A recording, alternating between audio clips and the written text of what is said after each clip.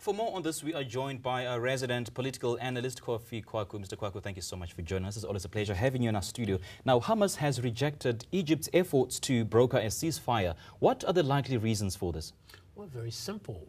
Right now, Hamas is literally having a moral, not high ground, but a strategically powerful, emotional high ground. And keeping that alive, although there are a lot of people dying, it's a cost they're ready to pay. They want to use this to push forward their own, not only ideas, but their whole strategy. And if you all noticed, it's been a while since we've heard any other Intifada or any Israel-Palestine in the news media. Okay. There's no better opportunity for them to do it, although it's really bad in the sense that a lot of people are dying, but they're using it as a leverage to really put pressure on Israel to come back to the table to negotiate.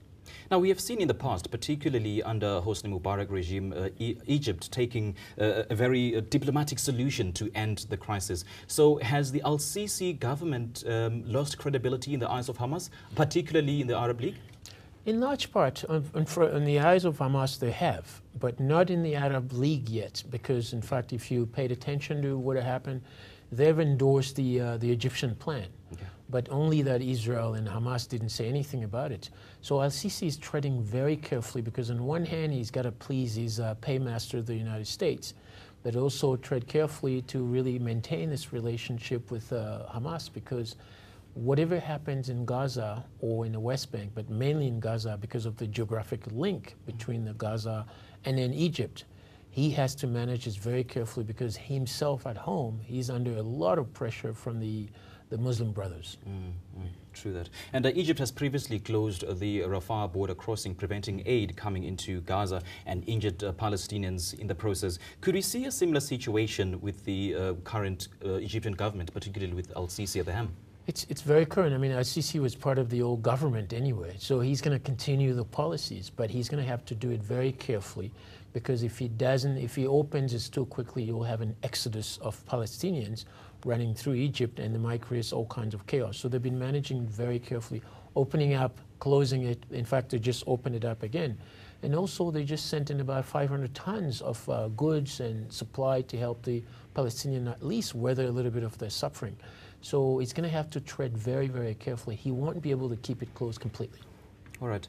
Now, on the issue of the botched ceasefire, now it also brings us to the question of which country failed to keep its agreement first. I know it takes us back to the chicken and egg story. I mean, each claims that the other broke the undertakings first. What's your thought on that? Well, that's the regular issue. It's the regular symbolism of if you want, the torturer says, well, listen, because you did this, that's one of the reasons I'm torturing you.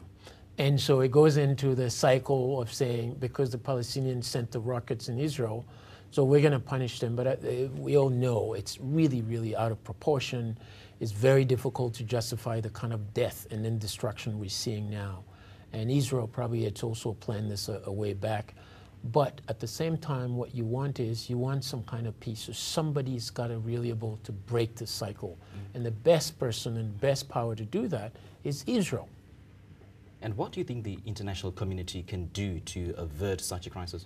Well, the regular traditional diplomatic talks, first of all, do a ceasefire. We know that by now, but we need to go deeper than that after the ceasefire, and then get people to understand that you can't keep that cycle of oppression and then also that cycle of destruction on both sides, in fact. But I think Israel is sitting on an enormous amount of moral courage that it needs to exercise to restrain itself from killing people, even though there have been death already, and Israel is probably suffering from some kind of trauma, but the restraint is very, very powerful. And a country, and like Israel, should be able to do that very well to really rebuild its reputation, because right now the image we're seeing from outside is not good for Israel. Yeah.